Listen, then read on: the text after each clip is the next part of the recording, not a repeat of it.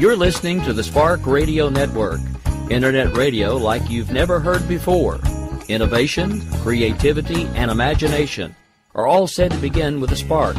So fasten your seatbelt and take the ride of your life and listen for the spark. You are listening to KLRN Radio, where liberty and reason still reign.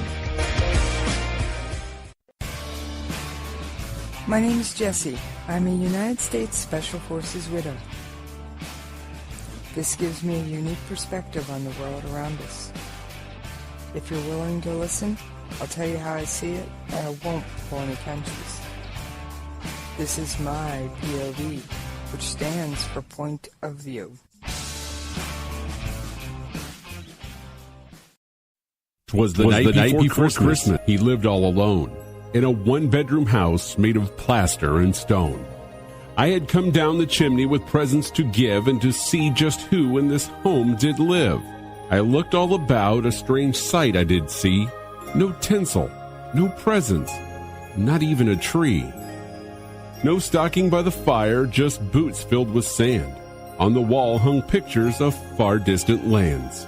With medals and badges, awards of all kind, a sober thought came through my mind. For this house was different, so dark and dreary.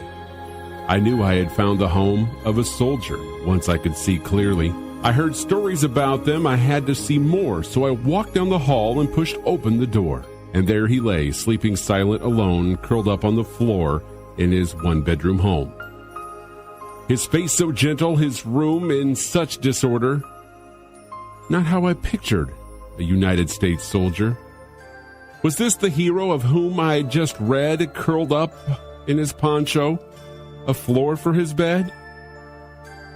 His head was clean-shaven, his weathered face tan. I soon understood this was more than a man. For I realized the families that I saw that night owed their lives to these men who were willing to fight. Soon round the world the children would play, and grown-ups would celebrate a bright Christmas day. They all enjoyed freedom each month of the year because of soldiers like this one lying here. I couldn't help but wonder how many lay alone on a cold Christmas Eve in a land far from home. Just the very thought brought a tear to my eye. I dropped to my knees and started to cry. The soldier awakened and I heard a rough voice, "Santa, don't cry. This life is my choice. I fight for freedom. I don't ask for more. My life is my God, my country, my core." With that, he rolled over and drifted off into sleep. I couldn't control it. I continued to weep. I watched him for hours, so silent and still, I noticed he shivered from the cold night's chill. So I took off my jacket, the one made of red. I covered this soldier from his toes to his head.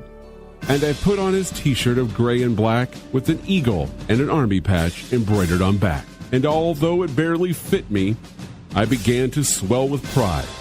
And for a shining moment, I was United States Army deep inside. I didn't want to leave him on that cold, dark night, the guardian of honor so willing to fight. Then the soldier rolled over, whispered with a voice so clean and pure, "Carry on, Santa, it's Christmas Day. All is secure." One look at my watch, I knew he was right. Merry Christmas, my friend, and to all, a good night. Ho, ho, ho! Merry Christmas!